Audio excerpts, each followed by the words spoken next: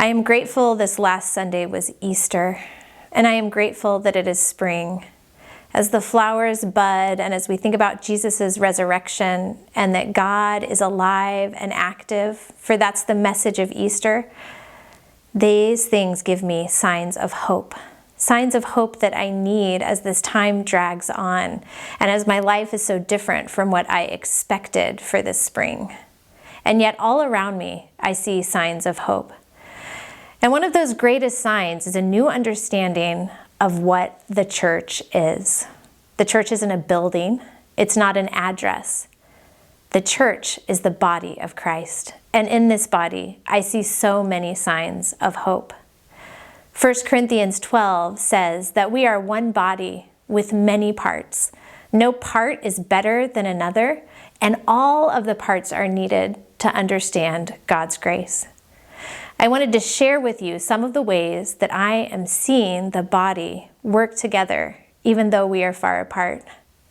I'm sitting today in a new space in John Knox Church. It's a game room that Nicole Waffen has created for the youth.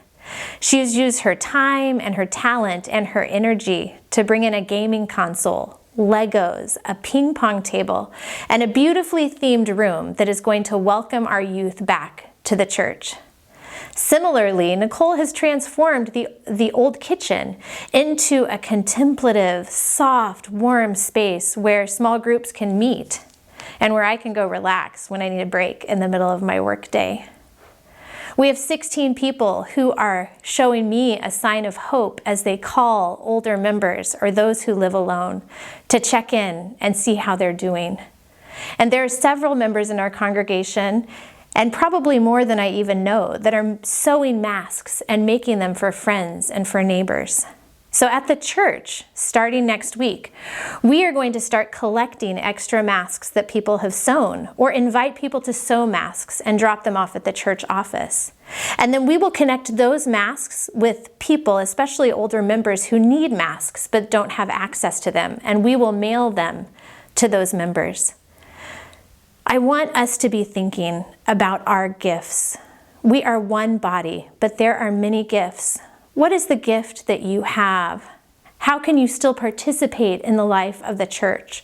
Through prayer, through connection, through sewing, through simply shining the love of Christ to your neighbor as you check in on them, or calling a family member who you know is in need.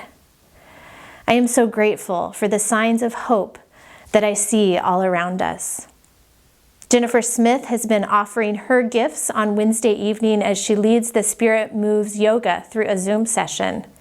And now we have a new opportunity from one of our members, Kyle McMillan, who is going to be sharing workout videos every week. And we will have the opportunity to strengthen and move our bodies, which is not always what we feel like doing in this time when it could be easier to fix a snack and sit on the couch.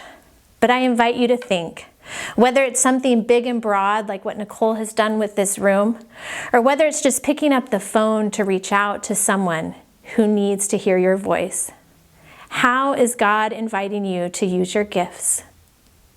We are one body, but there are many parts, and I am so grateful that you are a part of our body.